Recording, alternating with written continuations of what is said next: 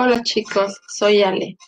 Hoy por motivos ajenos a mí no podré asistir, pero los invito a ver el siguiente material.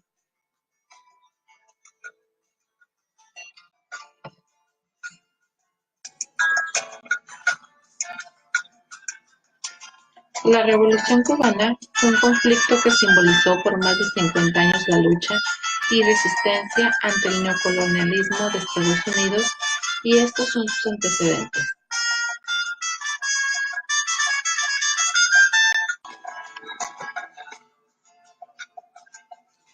Para comprender el proceso revolucionario cubano, nos debemos remontar a la época colonial. Cuba, al igual que las demás colonias, se encontraba bajo el yugo del Imperio Español, siendo explotada principalmente para la industria azucarera.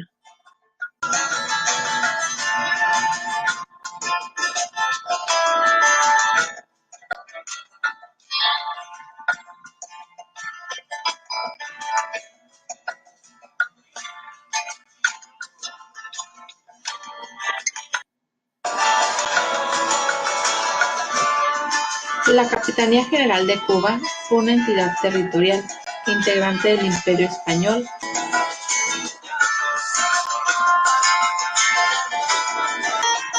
La gobernación de Cuba y la sucesora Capitanía General homónima comprendió, además de Cuba, Jamaica, la Florida y Luisiana española.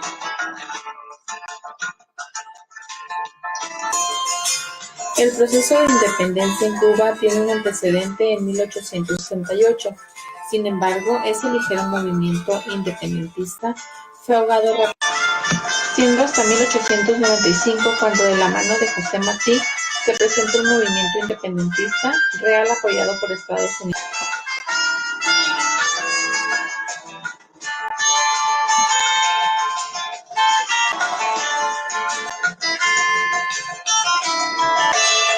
Culmina el 24 de agosto de 1898 con la rendición del gobierno.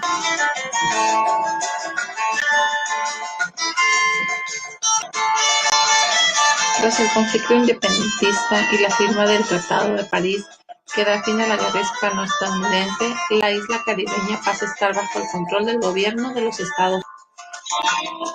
Los Estados Unidos le dieron un poco de libertad al pueblo cubano, pero siempre bajo su mando. La isla se vio en un periodo de inestabilidad política, dando pie a la llegada al poder de Fulgencio Batista.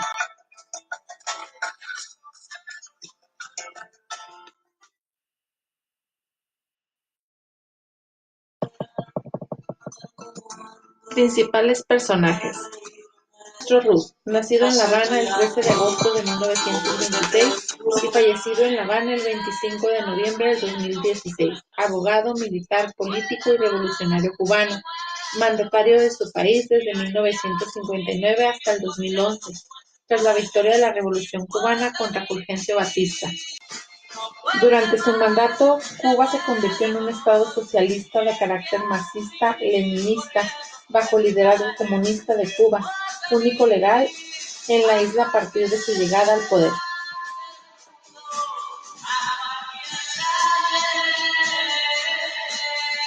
Fidel Castro recibió diversas condecoraciones nacionales y extranjeras pese a la oposición de Estados Unidos. Debido a su larga gestión y características de sus políticos, existe un intenso debate entre opositores y partidarios de su gobierno, quienes lo califican desde dictador hasta el Salvador de Cuba. Ernesto Guevara de la Serna. El Che Guevara nació en Rosario en 1928, en la República de Argentina, y murió en Higuera, Bolivia, en 1967. Fue médico, político, guerrillero, escritor, periodista y revolucionario argentino. Fue uno de los ideólogos y comandantes de la Revolución cubana. Participó desde su alzamiento armado y hasta 1965 en la organización del Estado cubano. Desempeñó varios cargos, principalmente en el área económica.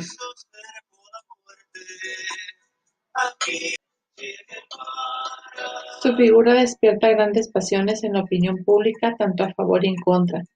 Para muchos de sus partidarios representa la lucha contra las injusticias, mientras otros lo juzgan de manera negativa.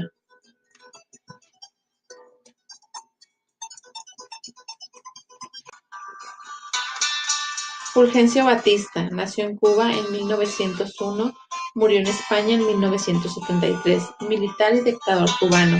Llegó al poder tras un golpe de Estado en 1933.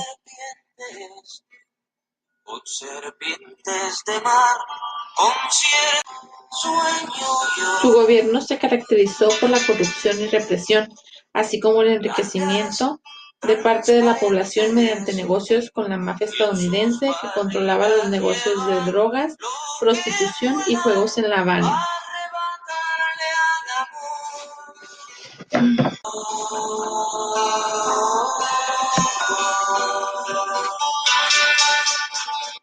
La mato ya parece una mayor.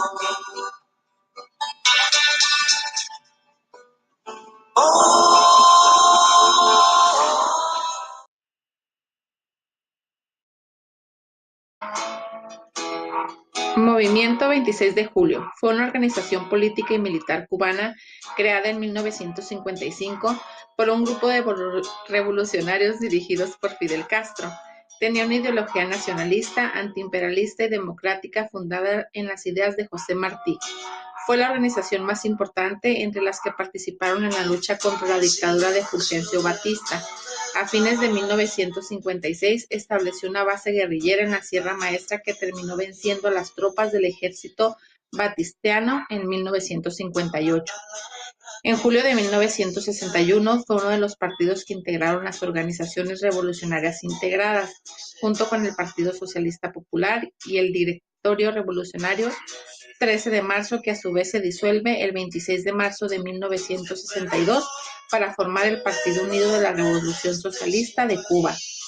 Su nombre proviene del asalto al cuartel Moncada en Santiago de Cuba el 26 de julio de 1953.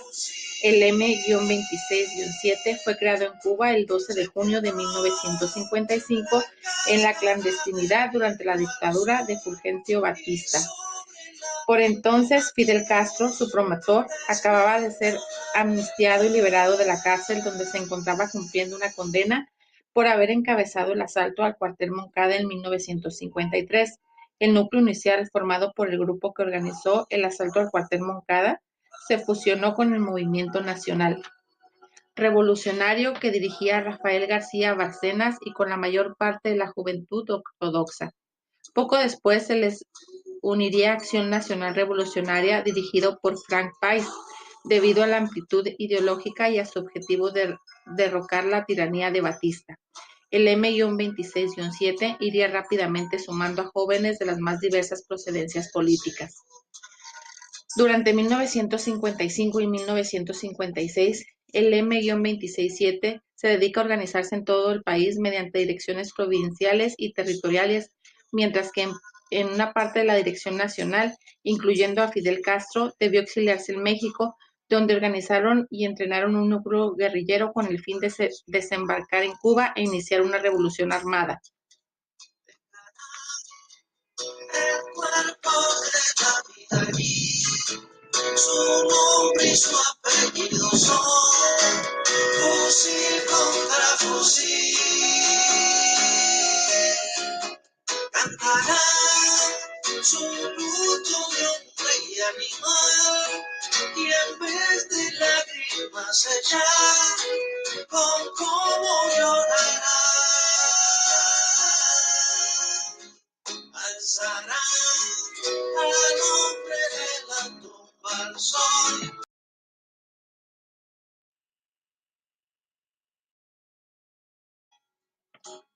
Movimiento armado, 1956-1959.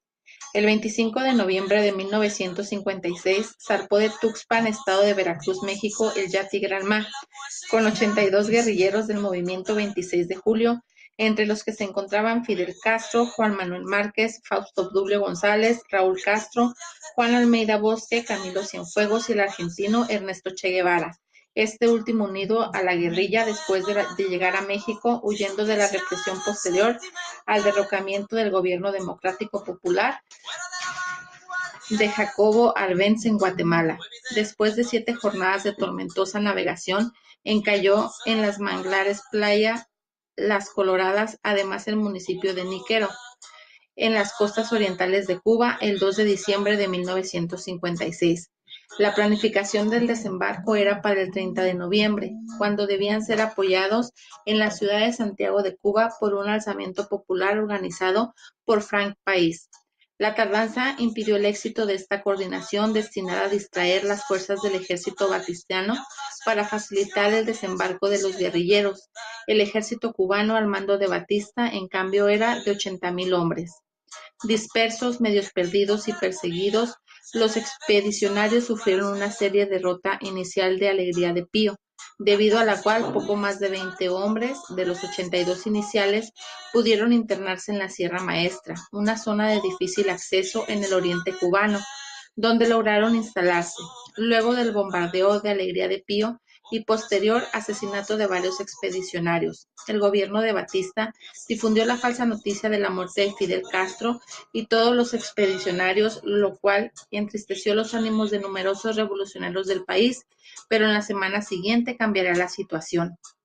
En 1957, el 16 de enero, la guerrilla bajo la dirección de Fidel Castro realiza su primera acción militar atacando y tomando el pequeño destacamento militar de La Plata. 12 de julio de 1957, Fidel Castro, Raúl Chivas y Felipe Pasos firman el Manifiesto de Sierra Maestra. 17 de julio del mismo año se crea la segunda columna del ejército rebelde llamada número 4, comandada por el Che Guevara. Durante este año se ramificaron las células del 26 de julio en casi todas las ciudades y pueblos importantes del país, llevando a cabo acciones de protesta, sabotajes y ajusticiamientos de esbirros y chivatos, es decir, delatadores, a todo lo largo de la isla. Su historia, los hombres del Playa Girón, que escriban pues la historia, su historia, los hombres.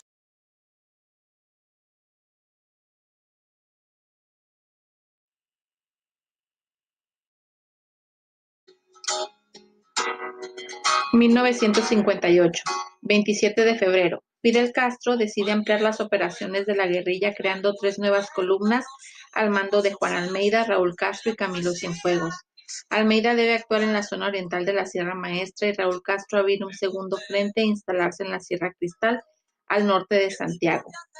Septiembre y octubre. Una vez establecidos en el centro de la isla, el Movimiento 26 de Julio coordina sus acciones con otras fuerzas guerrilleras actuantes en la región, como el Directorio Revolucionario, el Segundo Frente Nacional de Cambrai y el Partido Socialista Popular, y organizan el apoyo logístico en el oriente. Entre tanto, las fuerzas rebeldes, ya dueñas de parte de los llanos, cercan las principales ciudades.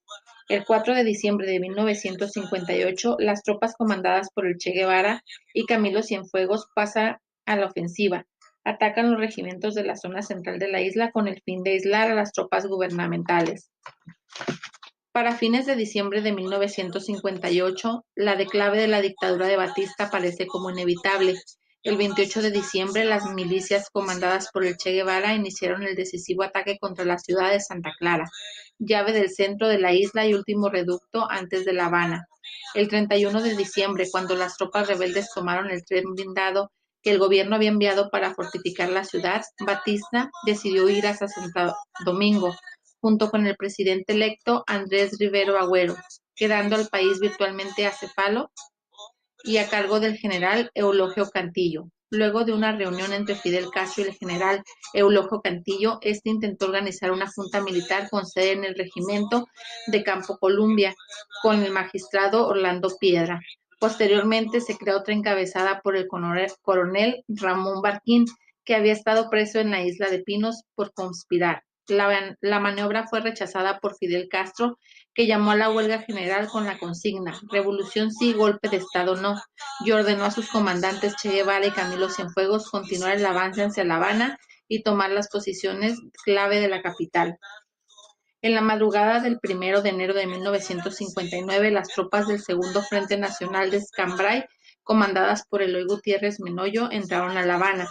Fidel Castro entró triunfante a Santiago de Cuba, declarando la capital provisional de Cuba y proclamando el magisterio Manuel Urrutia Yeo como presidente de la nación. Hasta donde sabemos que escriban pues la historia, su historia, los hombres del Playa Girón, que escriban pues la...